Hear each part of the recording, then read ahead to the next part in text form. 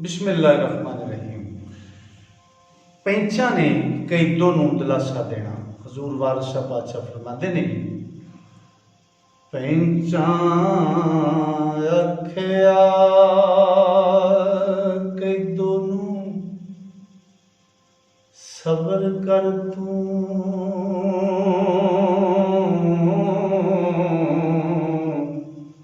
तैनू मारिया ने जख मारिया ने, हाय हाय फकीर ते कह रोया हो, कोई वड्डाई खून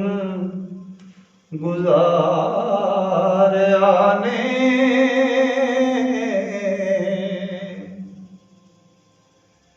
ते बहुत दे दलसड़ा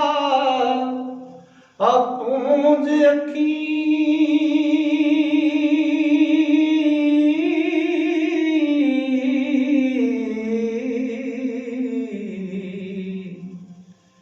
कई दो लंगे नूं ठग के ठारिया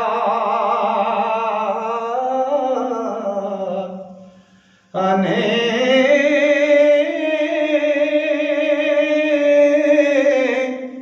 सब लड़कियां नूं झिड़क चंब दे के ओ कोल कैदो दे कूड़ पसारिया ने,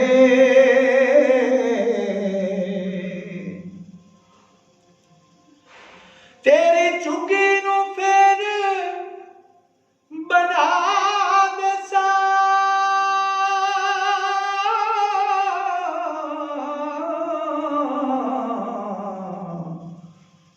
जिस लांब वल्लों उन्ना साड़िया ने,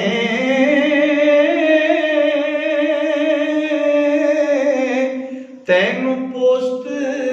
अफीम ते भंग देसा ओ, और जो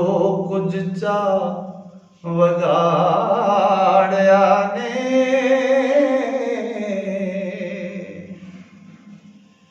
ते कैदो आखदा तियां दे वल होके, वेखो दीन ईमान निगारिया ने,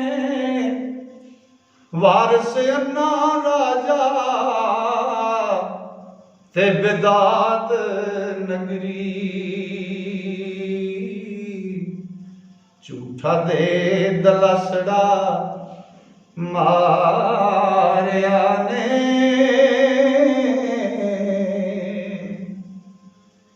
पैंचा आखिया कैदों नूं सबर कर तू, तेनू मारिया ने जख मारिया ने, हाय हाय फकीर ते कह रोया,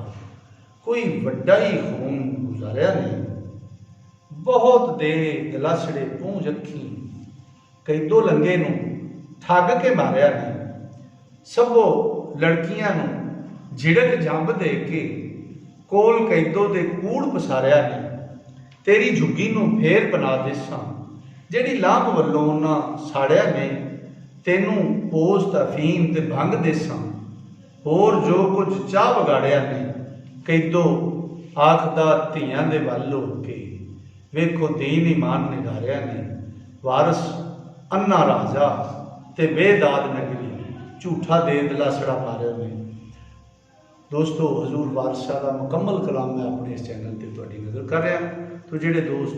हजूर वारिस शाह के कलाम सुनना पढ़ना या सीखना चाहते हैं, वो इस चैनल को सबसक्राइब करके टल्ली नूं लाजमी नप लिया जे, ताकि मुकम्मल कलाम तुहाडे तक पहुँच सके। अस्सलाम।